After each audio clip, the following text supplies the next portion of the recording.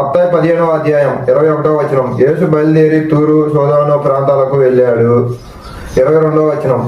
అప్పుడు అక్కడ నివసించే కనాను జాతి స్త్రీ ఒక ఆమె వచ్చి, ప్రభు, దావీదు కుమారా, నన్ను కరుణించు, నా కూతురికి దయ్యం పట్టి విపరీతంగా బాధ పెడుతున్నది అని పెద్దగా అరిచి చెప్పింది.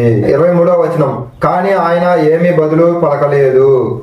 అప్పుడు ఆయన శిష్యులు, ఏమ కేకలు వేస్తూ మన వెంటే వస్తున్నది, ఏమని పంపించేయి అని ఆయనను వేడుకున్నారు. 24వ వచనం. దానికి ఆయన, దేవుడు ఇశ్రాయేలు వంశంలో తప్పిపోయిన గొర్రెల దగ్గరికే నన్ను పంపించాడు, ఇంకెవరి దగ్గరికి కాదు అని జవాబిచ్చాడు. అంటే దీనికి అర్థమైంది, ఇశ్రాయేలు వంశంలో తప్పిపోయిన గొర్రెలకే నా దేవుడు పంపించింది, ఇతరుల కోసం కాదు అని యేసు ఇక్కడ స్పష్టంగా చెబుతున్నాడు. అసలు ఎంత పోసగుచ్చినట్టు మాట్లాడుతున్నాడు. 25వ వచనం. అయినా ఆమె వచ్చి ఆయనకు మొక్కి, ప్రభు, నాకు సహాయం చెయ్యి అంది. 26వ వచనం. ఆయన పిల్లలు తినే రొట్టెను కుక్క పిల్లలకి పెట్టడం సరికాదు అని ఆమెతో అన్నాడు. బైబిల్ చదివితే అర్థమైద్ది యేసు గుణగుణాలు ఏమిటో. 27వ వచనం. ఆమె, ప్రభు, నిజమే, కానీ కుక్క పిల్లలు సైతం తమ యజమాని భోజనం బల్లపై నుండి కింద పడ్డ మొక్కలు తింటాయి కదా అన్నది.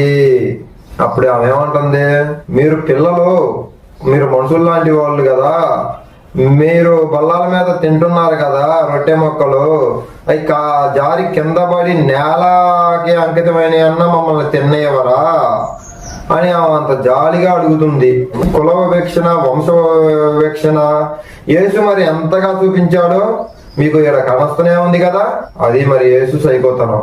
అసలు యేసు తత్వం ఏమిటో కూడా చేసుకోకుండా, అర్థం చేసుకొని కూడా రక్తపు గూడు లాంటి జనాల డబ్బులు, దశమ భాగాల పేరు చెప్పుకొని సువార్త, మేము లోక రక్షణ కోసం పనిచేస్తున్నామని వీళ్ళ సంపాదన కోసం, వీళ్ళ డబ్బు కోసం ఎన్ని దుర్మార్గాలు చేస్తున్నారో చూడండి.